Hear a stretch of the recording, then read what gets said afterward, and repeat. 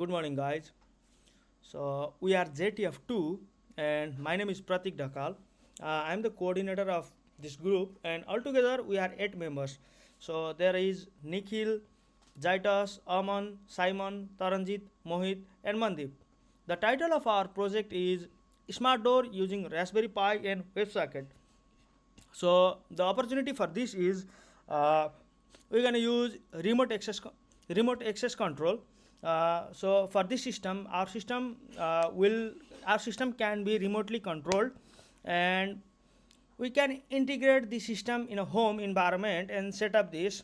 So remotely, with the help of remote access control, we're gonna use the visitor authentication. So for instance, suppose I have this system implemented in my house, and for instance I have a visitor or some of my relatives is coming to visit me, but I am not in there at my home, but I want them to enter in my home and give them access. Then I can use this feature. And another one is real-time alerts. So with the help of a real-time buzzer, implementation of buzzer plus the email notification system, with the help of with capturing the real face of the intruder or whoever unknown visitor that comes in front of our door will be captured and will be emailed to us. Furthermore, the access to the intrusion history will be, the log will be set as well sent to our email, and the system is customizable and it's flexible as well. So furthermore, in this system we can also add the keypad lock, a display as well. And finally, this project is cost effective as it utilizes real low amount of money, and we just have to integrate in our real door or at our home. So let's get started with the presentation slide. So as we know, our project title is Smart Door System using Raspberry Pi and WebSocket. So the project overview is, so talking about the project overview,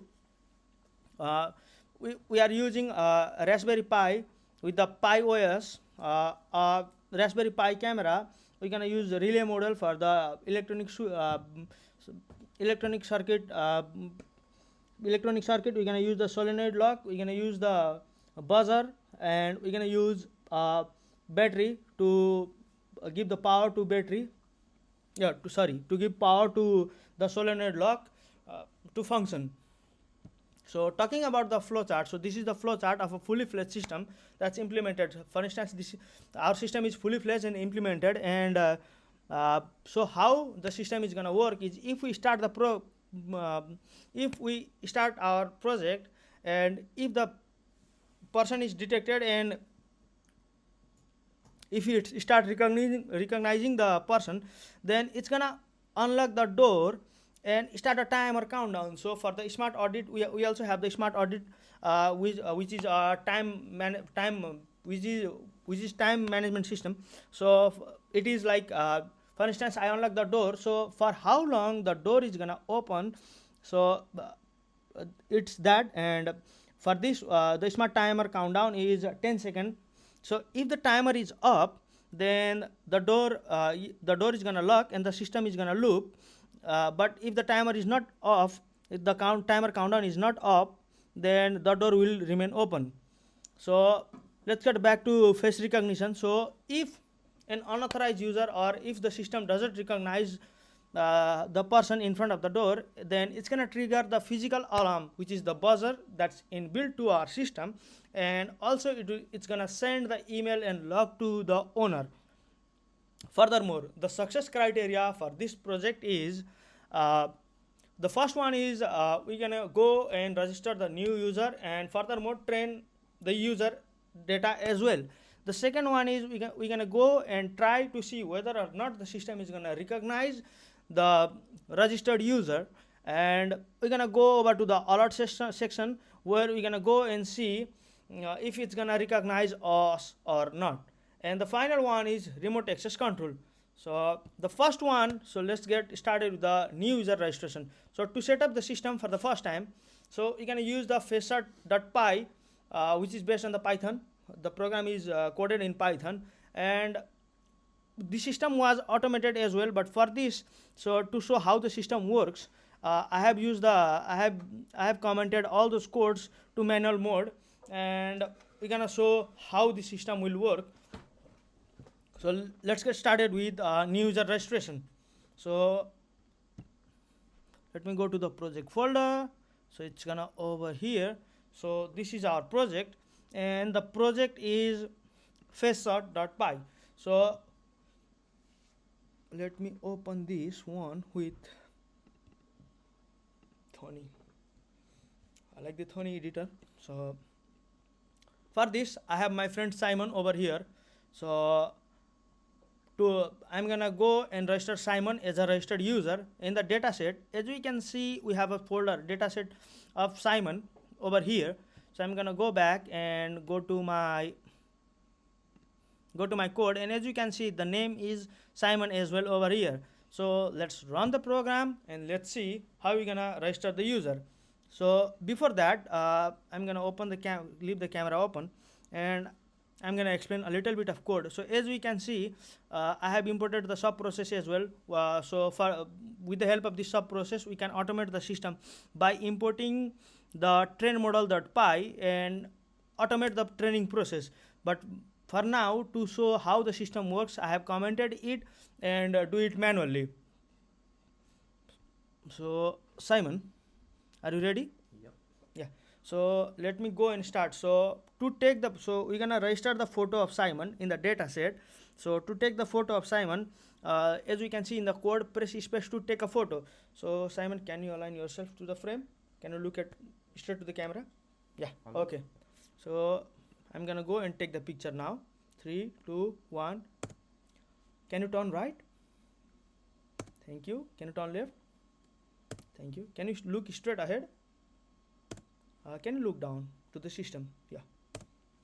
Okay. So as we can see, there are 5 picture of Simon that's returned to our dataset folder called Simon, and the name of the images are image 1, image 2, image 3, image 4, and image 5, and it's written. So to close the frame, I'm gonna go and press the escape. So escape hit, camera close. Let's go and check whether or not there is any dataset written over Simon folder.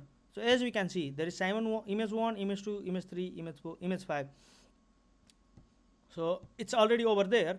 So now we're gonna go and train the module.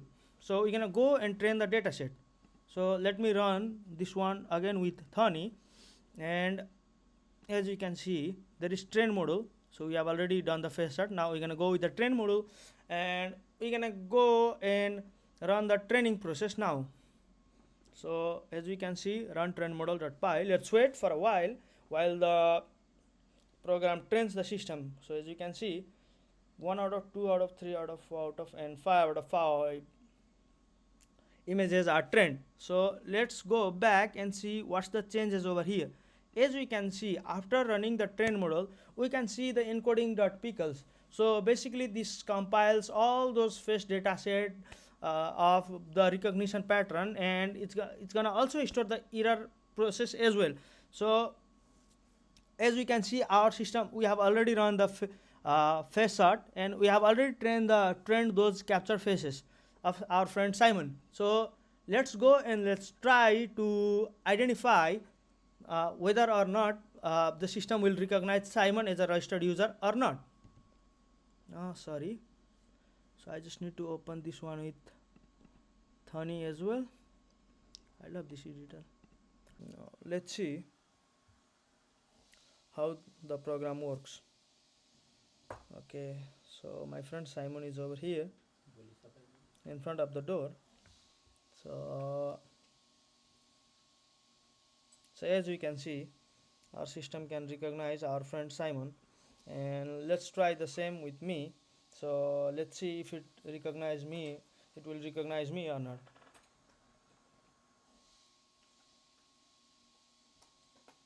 So as we can see, the status is unknown.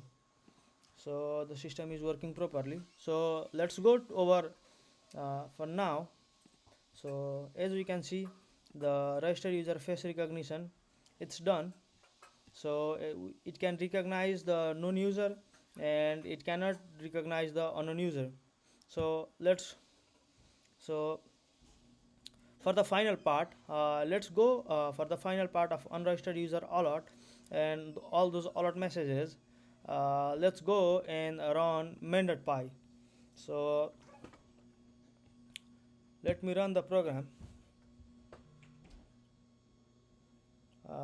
It's gonna take some time to load. So yeah, okay, the face recognition is on. So my friend Simon, can you come over and recognize yourself? So as we can see, okay, so let's see the log. So as we can see, the alarm disable, door unlock, everything is done. So my friend Simon is over here in front of the door. So let's try the process with me. Okay, so can you move? So as we can see, uh, the alarm is disabled, sorry, the door is locked and the alarm is on. So it just captured my image and it saved the image to dataset and it's written over there, and it's written as alert21.jpg and the email has been sent. So first, before looking at the email, let's go and let's see the alert. So let me stop the program and let's go to folder and let's go to the dataset and let's go to alert21. So let me open this one, and as we can see, this is me in front of the door, and this email has been sent to my account. So as we can see, so this is the alert and unknown person detected outside the door. So alert has been sent. So for the final part, let's go and let's try for the remote access control. So let's go back and let's go to Pi camera stream flask and let me run the main program over here. So this is for the uh, remote access control. So let's run, and it's gonna go and uh, the website is hosted locally. So let's go over and let's see how it will look like. So as we can see, everything is same. So if known person is detected over here and unknown person is detected over here, the working mechanism is similar. So let's go and let's try to open the door. So the main agenda, our main motive is to remotely manage the door lock and unlock. So let's go and try this one first. Let's go and try to open the door. So I just press the open. So let me go over to the terminal and let's see. So I pressed that 2 times. So as we can see, the door is unlocked and we can see the HTTP code as well, 200, which is success. So the door unlock is now successful. Let's go over to close the door. So let's remotely close the door. So sorry, and let's see. So as we can see, the door lock is also successful. So that's all. That it was all our project. Let me close the website and let's go and stop the program. So thank you. That's all.